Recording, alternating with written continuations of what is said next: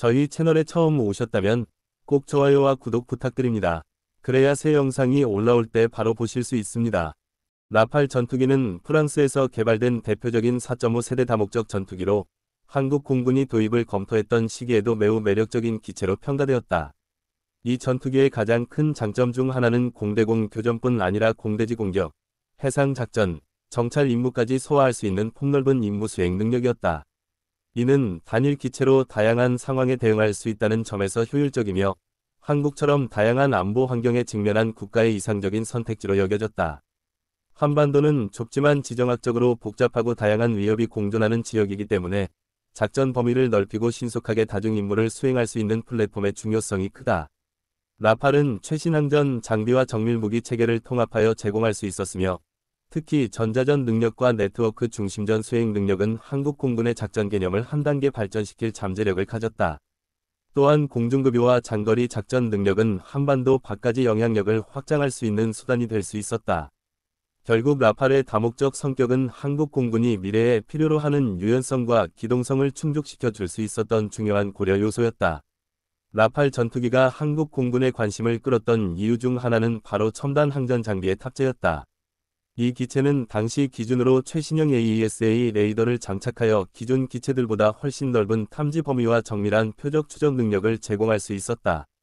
AESA 레이더는 다중 목표를 동시에 추적하고 교전할 수 있는 능력을 보유했으며 전자전 상황에서도 강력한 성능을 발휘해 생존성을 높여주었다.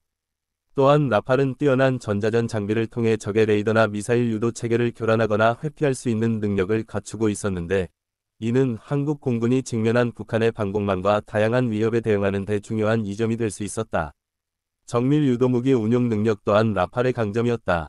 다양한 스마트 무기, 장거리 공대지 미사일, 공대공 중거리 미사일을 효과적으로 통합 운용할 수 있었기 때문에 단순한 전투기 이상의 전략적 가치를 지녔다.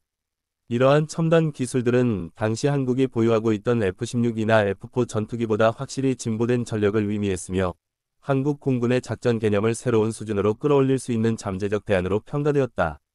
라팔 전투기는 뛰어난 성능에도 불구하고 한국 공군 도입 논의에서 가장 큰 걸림돌 중 하나로 비용 문제가 지적되었다. 우선 기체 가격 자체가 상당히 높았으며 이는 이미 예산 제약 속에서 다양한 무기 체계를 동시에 도입해야 하는 한국 국방 계획에 큰 부담으로 작용했다. 단순히 구매 비용뿐만 아니라 장기적인 유지 정비 비용 역시 문제였다. 라팔은 프랑스 독자적인 체계와 부품을 사용하기 때문에 미국산 전투기와 달리 규모의 경제를 통한 절감 효과를 기대하기 어려웠다. 한국은 이미 F-16, F-4, 이후에는 F-16K 같은 미국산 기체를 다수 운용하고 있었기에 부품 공급망과 정비 체계가 미국 중심으로 구축되어 있었다. 따라서 라팔을 도입할 경우 별도의 정비 인프라를 마련해야 했고 이는 추가적인 비용 상승을 의미했다. 또 한미동맹 관계 속에서 미국은 무기 패키지를 상대적으로 유리한 조건으로 제공했기 때문에 장기적으로 비교했을 때 라팔은 경제성이 떨어진다는 평가가 우세했다. 결국 한국 공군은 성능과 첨단 기술 면에서는 매력적이었지만 예산 효율성과 운용 지속성 측면에서 라팔이 미국 기종보다 불리하다고 판단할 수밖에 없었다. 라팔 전투기가 한국 공군의 차기 전투기 후보로 검토되었음에도 최종적으로 선택되지 못한 중요한 이유 중 하나는 정치 외교적 요인과 밀접하게 연관되어 있었다. 한국은 냉전 시기부터 오늘날까지 미국과 긴밀한 안보 동맹 관계를 유지하고 있으며 특히 한미 상호방위 조약을 통해 군사적 의존도가 높았다. 이러한 상황에서 전투기와 같은 핵심 무기 체계를 도입할 때 미국산 기종이 외교적, 군사적 지원을 함께 제공한다는 점은 큰 장점으로 작용했다.